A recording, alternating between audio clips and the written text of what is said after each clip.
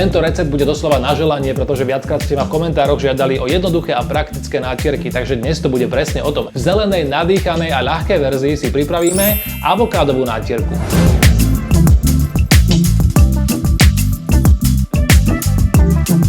Nádherne zelenú čerstvú farbu zaručí nielen avokádo, ale aj zelené cibulky a uhorka, pričom farbu nestratí ani pri skladovaní alebo keď ju nachystáte v predstihu. O to sa zase postará kombinácia citrónovej šťavy a olivového oleja. Tie najchutnejšie nátierky sú zvyčajne aj tie najjednoduchšie a pokiaľ použijete samé čerstvé suroviny, máte automaticky vyhraté. Navyše z tejto zdravej chuťovky ľahko vyrobíte aj penu alebo plnku, ale o tom viac už v závere. Tu je postup.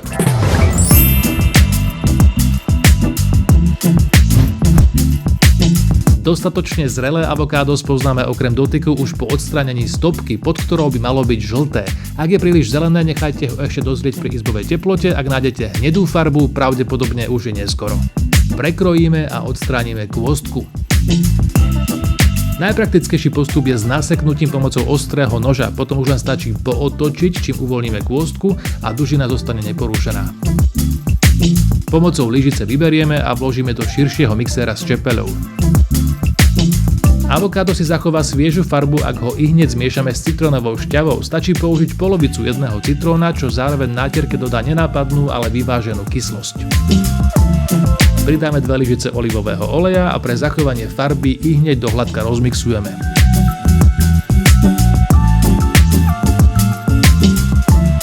Do hladkej avokádovej peny až teraz pridáme ďalšie suroviny. 2 jarné cibulky pokrájame na menšie kúsky a pridáme do mixéra. Sviežu chuť výborne podporí čerstvá uhorka, stačí 100 g a pokiaľ vám neprekážajú zelenšie kúsky v hotovej nátierke, použite aj šupku. Uhorku pokrájame na menšie kúsky a takisto vložíme do mixéra. Jedna štipľavá paprička je presne to, čo inak jemná nátierka potrebuje, prípadne skúste pridať aj kúsok čerstvého chrenu. Dochutíme štipkou mletého korenia a rozmixujeme.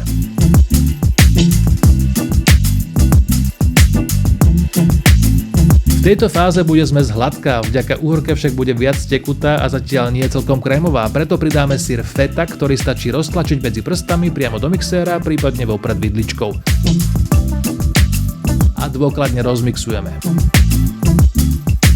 Solíme len podľa potreby až po pridaní fety a ochutnaní, nakoľko každý syr má iný stupeň slanosti. A ešte raz krátko premixujeme. Získame takmer 500 g lahodnej nátierky pripravenej na použitie. Ak ju vo vzduchotesnej nádobe uskladíme v chlade, ešte mierne zhustne. Použite ju v univerzálnej miske ako nátierku alebo dip pre zeleninové tyčinky či opekané zemiaky. Ja som pridal aj trochu udenej papriky a čerstvého avokáda na ozdobu.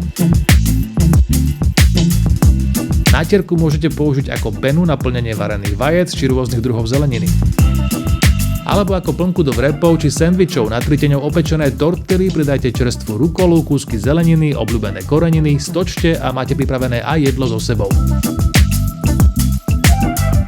Prípadne z nátierky urobte podklad pre obložené chlebíčky alebo si ju skrátka vychutnajte vo všetkej jednoduchosti s čerstvým pečivom.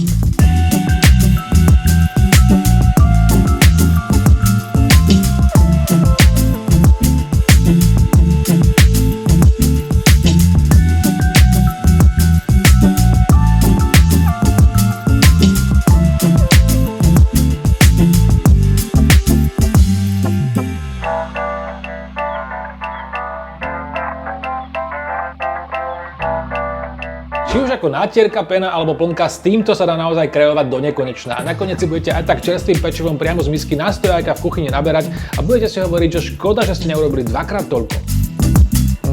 Namiesto syru feta môžete použiť jemný tvaroh, ak by ste chceli ešte výdatnejšiu nátierku, hoďte do mixéra 2 vajíčka uvarené na tvrdo a pokiaľ neriešite denný odor, tak pridajte aj strúčik cestaku. Suroviny aj s receptom hľadajte aj tento raz dole pod videom. Napíšte mi potom, aké ďalšie kombinácie sa vám podarilo vytvoriť. S kuchyňou Lidla vás radi inšpirujeme aj ďalším videoreceptom.